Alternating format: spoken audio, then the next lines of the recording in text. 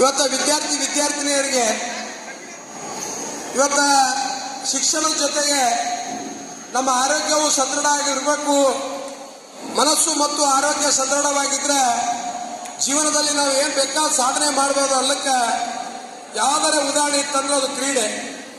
ಅದರಲ್ಲಿ ವಿಶೇಷವಾಗಿ ನಮ್ಮ ದೇಶೀಯ ಕ್ರೀಡೆಯಾದ ಕುಸ್ತಿಯನ್ನು ಇಂಥ ಒಂದು ಗ್ರಾಮೀಣ ಪ್ರದೇಶದಲ್ಲಿ ಇವತ್ತು ಸಂಘಟನೆ ಮಾಡಿ 10-12 ಕಾಲೇಜುಗಳನ್ನ ವಿದ್ಯಾರ್ಥಿನಿಯರು ಇವತ್ತು ಭಾಗವಹಿಸಲು ಅನುವು ಮಾಡಿಕೊಟ್ಟು ಇಲ್ಲಿರುವಂತಹ ಪ್ರತಿಭೆಗಳಿಗೆ ವಿದ್ಯಾರ್ಥಿನಿಯರ ಪ್ರತಿಭೆಗಳನ್ನು ಇವತ್ತು ಗುರುತಿಸಿ ಇವತ್ತು ಜಿಲ್ಲಾ ಮಟ್ಟದಲ್ಲಿ, ರಾಜ್ಯ ಮಟ್ಟದಲ್ಲಿ, ಇವತ್ತು ದೇಶೀಯ ಮಟ್ಟದಲ್ಲಿ ಇವತ್ತು ಭಾಗವಹಿಸಲು ಇದೊಂದು ಬಹಳ ಒಂದು ಒಳ್ಳೆಯ ವೇದಿಕೆ ಅಂತೇಳಿ ಸಂದರ್ಭದಲ್ಲಿ ನಾ ಹೇಳಕ್ ಬಯಸ್ತಾ ಇದ್ದೀನಿ. ತಾಂತ್ರಿಕ ದೋಷದಿಂದಾಗಿ ಫೈನಲ್ ಆಡುವುದಿಲ್ಲ.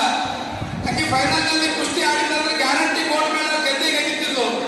ಆದ್ರೆ ತಾಂತ್ರಿಕ ದೋಷದಿಂದ ಆ ಒಂದು ಸ್ಪರ್ಧೆಯಲ್ಲಿ ಹಿಂಸರಿಬೇಕಾಯ್ತು.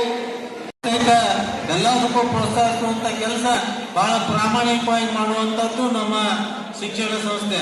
ಅದರ ಜೊತೆ ತಮಗೆಲ್ಲ ಕೊಡ್ತಿರ್ಲಿ, ಇವತ್ತಿನ ದಿವಸ ನಾವೆಲ್ಲರೂ ಕುಸ್ತಿಯಲ್ಲಿ ಈಗ ನೋಡ್ರಿ, ಆಟ ಅಂದ್ಮೇಲೆ ಒಬ್ರು ಗೆಲ್ಲಬೇಕು, ಒಬ್ರು ಸೋಲ್ಬೇಕು. ಆದ್ರೆ ಗೆಲ್ಲುವ ಸೋಲು ದೊಡ್ಡದಲ್ಲ.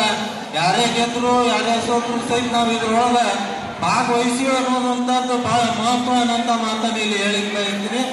ಅದೇ ರೀತಿ ನನಗೆ ಇನ್ನೂ ಕಾರ್ಯಕ್ರಮ ಹಾಗೂ ಮೀಟಿಂಗ್ ಇರೋದ್ರಿಂದ ದಯವಿಟ್ಟು ಯಾರು ಅನ್ಯತೆ ಭಾವಿಸ್ಬೇಡ್ರಿ. ಮುಂಜಾನೆ ಜಲ್ದಿ ಚಾಲು ಆಗ್ಬೇಕಾಗಿತ್ತು, ತಡವಾಗಿ ಚಾಲು ಆಗೈತಿ. ಇನ್ನೂ ನಮ್ಗೆ ಸಾಕಷ್ಟು ನೀವು ಎಲ್ಲ ಪಂದ್ಯಾವಳಿಗಳನ್ನ ವೀಕ್ಷಿಸಲಿಕ್ಕೆ ಬಂದಿದ್ದೀರಿ.